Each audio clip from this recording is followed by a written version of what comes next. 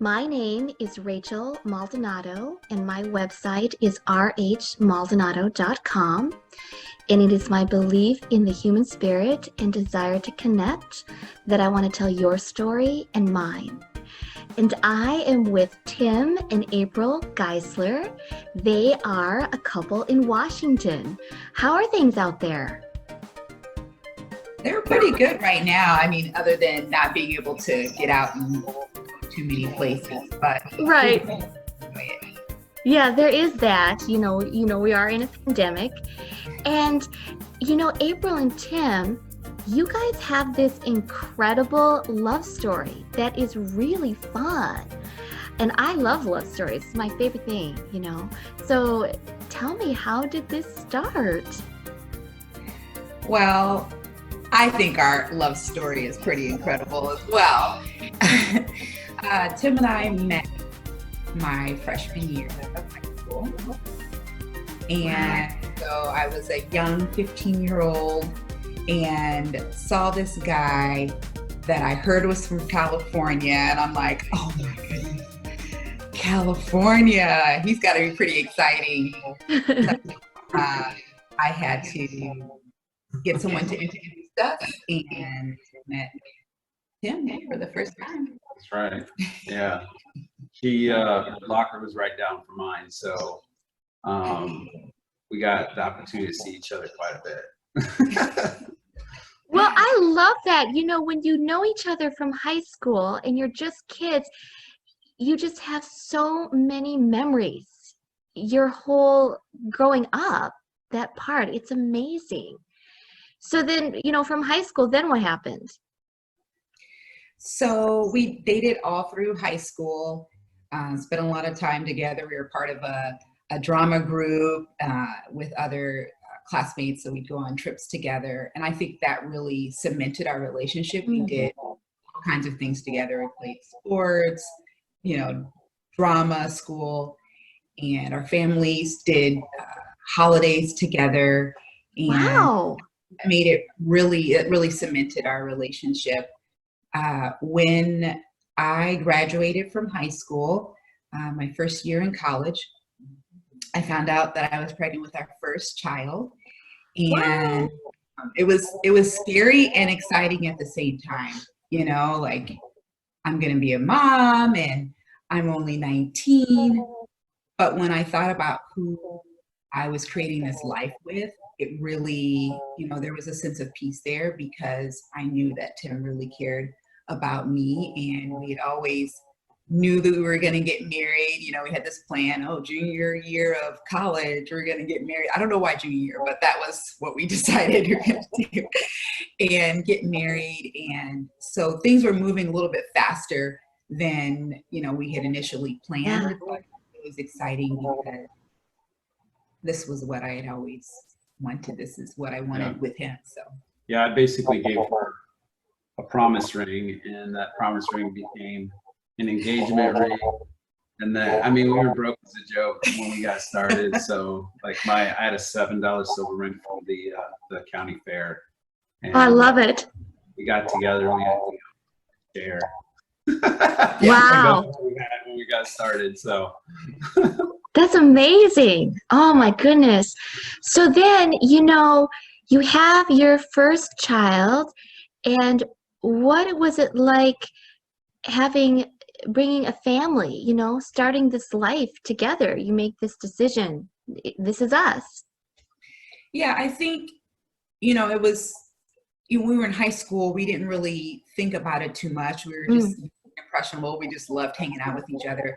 But I think as we brought, a child into the world, there was starting to notice people like, I'm out with my son. And Yeah. one encounter I had at the store, somebody said, "Oh, your baby's so cute." And then there was kind of like a pause, and then they were like, "Is he a half breed?" And I'm like, I'd never heard that before. Like, Wow. it was so offensive to me because I'm like, I'm a human being.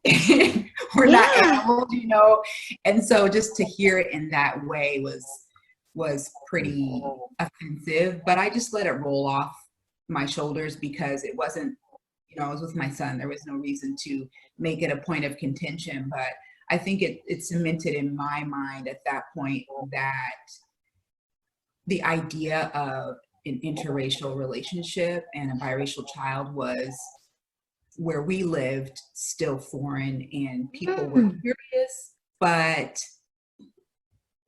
it didn't seem like it was a welcoming idea at the time. And so I wanted to make sure that my son knew that he was loved and he was beautiful, and it didn't matter what other people thought about the color of his skin, the color of his parents' skin. And I wanted him to know that both of his parents loved him equally. So yeah. Yeah, and I think one of the things that helped us get through that is that we had very common backgrounds. And I think we had probably experienced the world very different. I mean, obviously being a Black woman and being a white guy is a very different experience in America, but like we had very common backgrounds and very common interests. And I think that was kind of what propelled us through some of those initial challenges of the looks with people. And tell you the truth, I didn't really think too much about the risk or the challenges of an interracial marriage. I loved April, and that was it. Yeah. So you fall in love, you have this amazing story, how you get together and you form your family, and to you are looking holistically at the person. So when other people, comments, ignorance, rude, how has it been a shock to you or made you feel anything? Like I said, originally it was very frustrating, to hear that, to be kind of compared to a horse or, a dog, as a breed. That was a little hard to take in. But at that point, my main goal was to raise a child that knew he was loved and cared for. And, we even as a young child, 3 years old, I remember having a conversation with him, and he said, "Mommy, I want you to be the same color as Daddy." And I said, "Why?" And he didn't answer. He was 3. That was just how he felt. So another conversation we had was, we were all blue. And I think for him, in his little 3-year-old mind, that allowed us to all be the same color. Ooh. And I don't know, I mean, he was 3 years old. I don't know if he felt that there was a difference, the way people responded to us individually and then as a family, because our skin color was different. But I knew at a very young, early on, that he understood that there was a difference between all 3 of us, but we were a family. And so at that point we were all blue. And I just, when he said that, I just hugged, well, blue's my favorite color, but I just hugged him because he understood that we were a family and we loved each other. And that was the way that he kind of reconciled all that in his mind. So looking over it now and where we are in society, there are people who say, they don't see color. And I think that's ridiculous, because we were designed to see color, because color makes our world so much more enjoyable.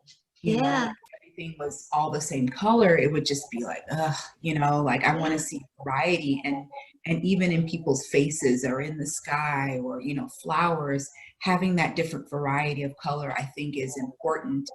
And, for a 3-year-old, we were all blue, but as we've grown, we have seen the the beauty in having diversity of color. So I'm excited for that, you know, for people to kind of gather that concept that you don't have to be colorblind, you know. April, I think that that story is beautiful because what you did with your son is that you acknowledged this piece. He's 3 years old, and you don't brush it under the rug.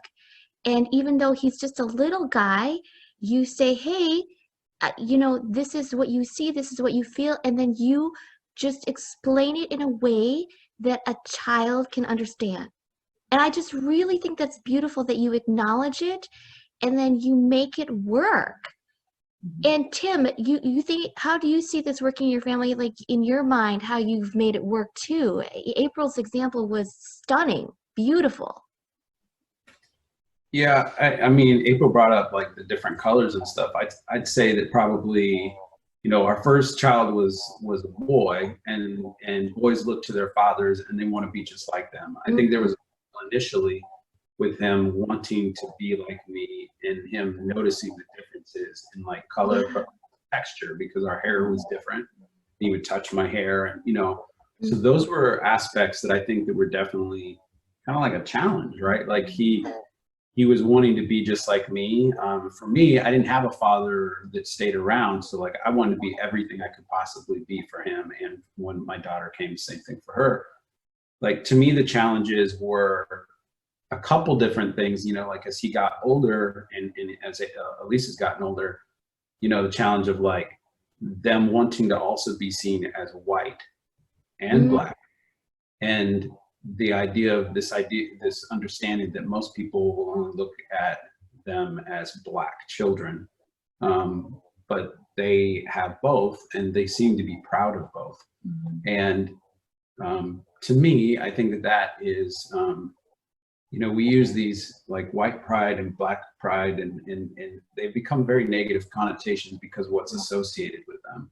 But like in our house, we seem to have that in like a really healthy, beautiful way, because we both love each other, and in our family we're mixed together, and there's no negativity with that inside our family union.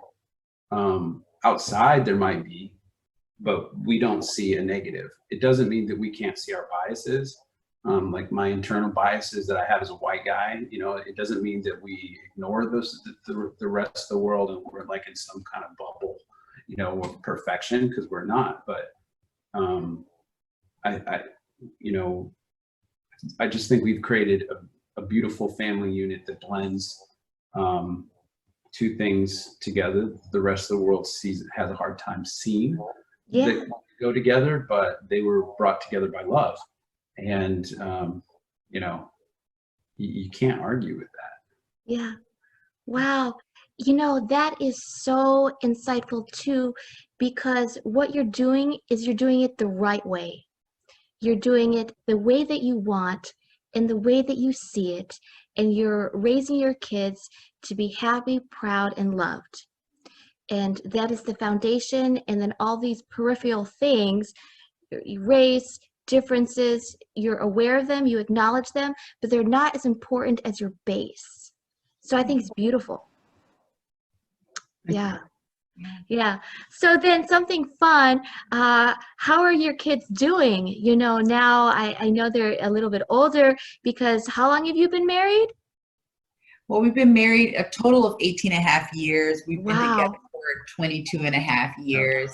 So yeah, it's like, Doesn't seem like that. I know. I mean, you know, I'm only 38, and I feel like, I mean, I've been with him longer, you know, over half of my life. And Yes. just, you know, he knows so much about me. There isn't anything that he doesn't know about me. It's kind of cute now, because when you know, when I want something and I'm not really sure what I want, he can always come up with, you know, with it. And I'm like, oh, I'm just so glad you know me so well, just because we've been together for so long. I think that's my favorite part about being in this relationship, is him knowing me almost better than I know myself sometimes. Hi, Sorry, our dog wants that's our dog. wants, Oh, that's okay. wants to be a part of the conversation. Yeah, cool. But now we have a child that's 18 and starting off his own life, and 15-year-old daughter, and Wow. we enjoy our family time together, and kind of growing up together.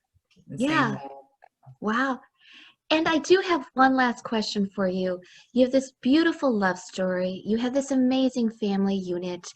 And what makes you feel alive?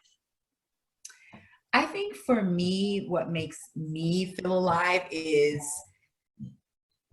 just caring for my kids, Yeah. helping them grow, and empowering them. And I don't know. I love seeing them grow. I love seeing their talents develop, and encouraging them, singing with them, and, playing basketball with them. I really enjoy just being a part of their life, and caring for them. Yeah, I Yeah. like it. Yeah. I think what keeps me excited and moving forward and just kind of makes me come alive is playing basketball. All my workouts, Yes. I love to work out, but I think most of my workouts are set up for me to be better at basketball and to then pass that on to my son and my daughter. They're both taller than us now, so and Sad. even though my son is 18 and we got started a little late, my daughter is she's probably 5'10" now and working on basketball, and maybe she'll even get a scholarship or something. I don't know. Oh, that's incredible. Wow. Yeah, that's probably the things that keep us going, having fun and staying together. Yeah. Doing things that keep us all together, I think, is probably one of the things that really keeps me alive. Hiking or basketball or whatever it is. So. Well, I love it. And to be honest, I'm smiling because you have really inspired me. Just the love that you show for each other, the love for your family, the example, it's really inspiring. So I want to thank you so much. Oh, Yeah, absolutely. Thank Yeah. you for putting this all together. It was really, really cool. yeah, I really enjoyed it. Thank you. Thank you.